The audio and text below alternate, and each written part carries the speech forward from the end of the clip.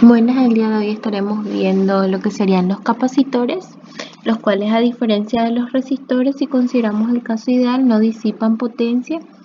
Estos presentan características diferentes ante el cambio de la tensión y de la corriente.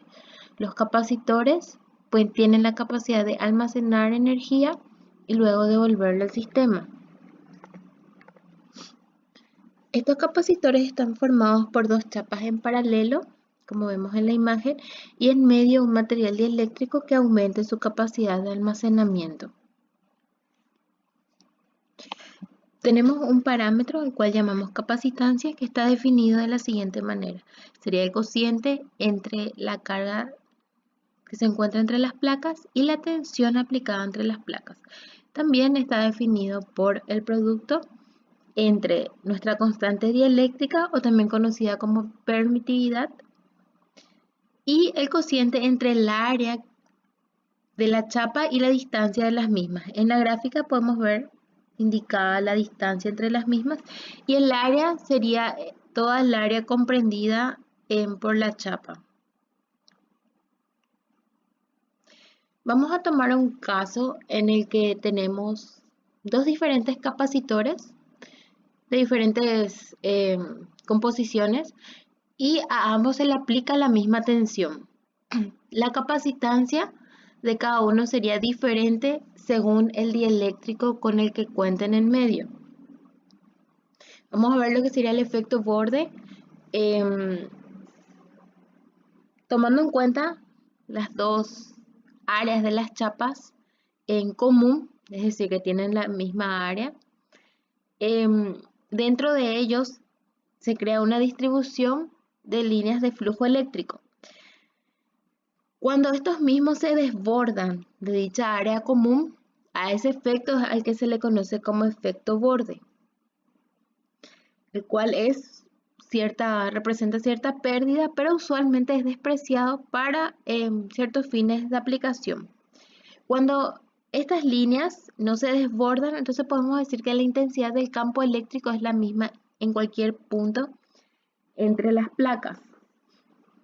Vamos a hablar ahora de lo que sería la rigidez dieléctrica.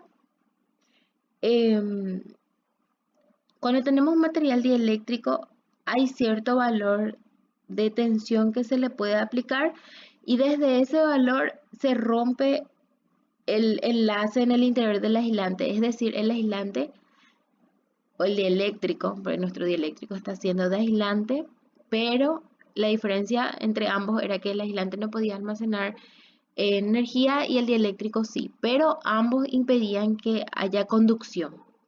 Eso habíamos visto en las primeras clases. Bueno, entonces, ¿qué es lo que pasa? Este dieléctrico permite el paso de corriente entre ambas chapas a partir de cierto valor de tensión. A ese nivel de tensión lo llamamos tensión de ruptura.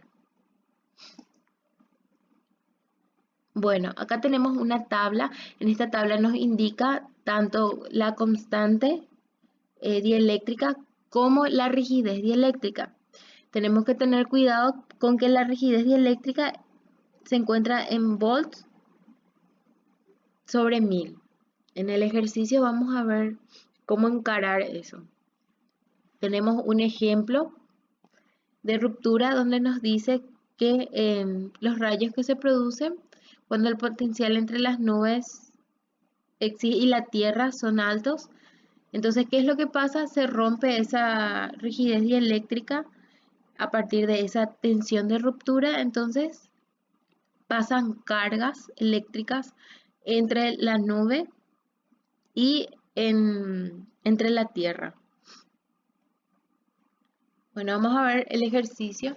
Nos dice: determine la tensión máxima que se puede aplicar a un capacitor de 0,2 microfaradios. Micro viene representado por 10 a la menos 6, con un área entre sus placas de 0,3 milímetros cuadrados. El material es de porcelana. Nos proporciona el material para que podamos conocer el valor de la constante dieléctrica y también la rigidez dieléctrica. Bueno, primeramente entonces vamos a utilizar esta fórmula donde la capacitancia es igual al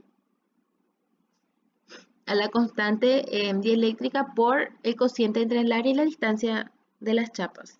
Entonces, nosotros utilizamos esta fórmula donde la constante dieléctrica es el producto entre la constante dieléctrica en el vacío por la relativa. La relativa nos lo proporciona la tabla. Vemos acá como es porcelana, acá, entonces nos dice 6 y es la relativa. ¿Ven? Entonces, tomamos el 6 por la del vacío y tenemos la constante dieléctrica del medio. Entonces, eso es lo que llevamos a nuestra fórmula.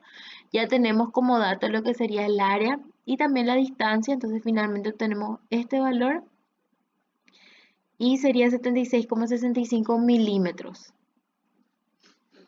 Entonces, vamos a ver la rigidez. ¿Qué valor nos da la rigidez para porcelana? Sería de 200. Entonces, lo que hay que hacer es convertir estos milímetros que tenemos acá a milésima de pulgada. Entonces, nuestro valor es 76,65 micrómetros, ¿verdad? Si es que esto pasamos a esa unidad. Entonces, vemos que un micrómetro es 10 a la menos 6, que es lo que habíamos indicado al principio, que micro representaba 10 a la menos 6. Entonces tenemos que un metro equivale a este valor en pulgadas, que sería 39,371 pulgadas. Y una pulgada es 1000, que es lo que tenemos acá. Entonces finalmente tenemos que nuestro 76,65 milímetros o 79,65 milímetros o 79,65 micrómetros, que son lo mismo, nos representa 3,136 mil. Entonces, como sabemos que son 200 voltios por cada 1000, entonces lo que hacemos multiplicamos por lo obtenido y tenemos que finalmente esa tensión de ruptura sería de 627,2 voltios. Ahora vamos a ver lo que sería la corriente de fuga. Habíamos dicho que un capacitor no dispersaba potencia, o sea, no disipaba potencia. Ahora vamos a ver un caso en el que sí nosotros tenemos el material dieléctrico en medio, ¿verdad? Debido a ciertas impurezas que podemos obtener dentro, nuestro material dieléctrico puede liberar cierta carga. Entonces finalmente hay una conducción entre ambas chapas, ¿verdad? Lo cual no debería ocurrir, pero ocurre debido a cierta impureza en el dieléctrico. Entonces, como se liberan ciertas cargas, entonces existe una corriente ahí en medio de las chapas y esta corriente es la que llamamos corriente de fuga. También suele ser despreciado, pero en el caso de que quisiéramos considerarlo, entonces la forma correcta es representarla por medio de un resistor en paralelo con nuestro capacitor.